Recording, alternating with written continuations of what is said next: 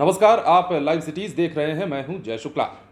बिहार में खाली हो रही राज्यसभा की 5 सीटों के लिए चुनाव की सरगर्मी तेज हो गई है।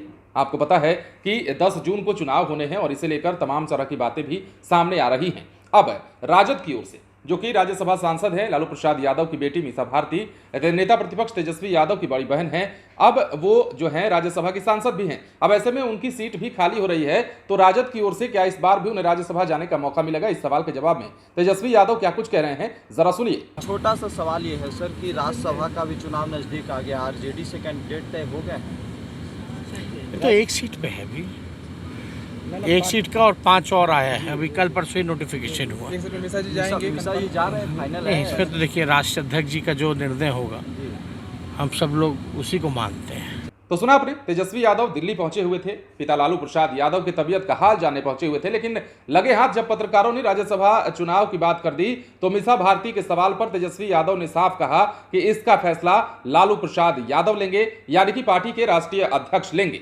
अब अगर हम आपको थोड़ा विस्तार में ले चलें तो ये चुनाव जो है 5 सीटों के लिए, जो बिहार की 5 सीटें खाली हो रही हैं, 10 जून को होगा। भारत निर्वाचन आयोग के अनुसार बिहार की 5 सीटें समेत देश भर की 57 सीटों के लिए चुनाव होना है। बिहार में केंद्रीय मंत्री आरसीपी सिंह का नाम भी है, जिनकी सीट खाली हो रही है। इसके अलावा लालू प्रसाद की बेटी मीसा भारती का नाम भी है। गोपाल नारायण सिंह की सीट भी खाली हो रही है। सतीश चंद्र दुबे और शरद यादव का कार्यकाल 21 जून 2022 से 1 अगस्त 2022 के बीच समाप्त होने जा रहा है।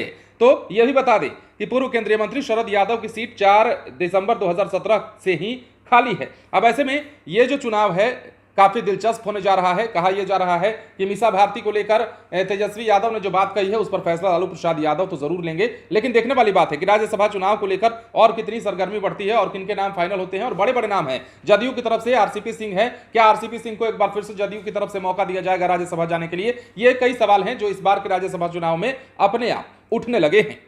निर्वाचन आयोग के अनुसार 24 मई 2022 को अधिसूचना जारी की जाएगी। इसके साथ ही नामांकन का सिलसिला भी शुरू हो जाएगा।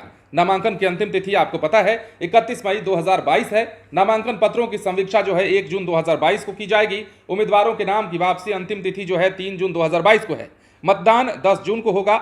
जानकारी दी गई कि सुबह 9 बजे से शाम के 4 बजे तक इसे लेकर मतदान होना है। उसी दिन शाम 5 बजे मतों की गिनती भी हो जाएगी।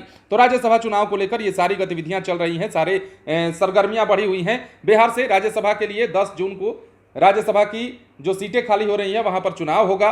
सत्ताधारी पार्टी जनता दल यू यानी कि जदयू को 1 सीट का नुकसान हो सकता है। इस चुनाव के मद्देनजर अगर देखा जाए तो जुलाई में बिहार से 5 सीटें खाली हो रही हैं और यह भी कहा जा रहा है कि राज्यसभा चुनाव में संख्या बल के हिसाब से राष्ट्रीय जनता दल को 1 सीट का फायदा भी हो सकता है। अब देखिए चुनाव के बाद क्या होता है, यह भी देखने वाली बात है।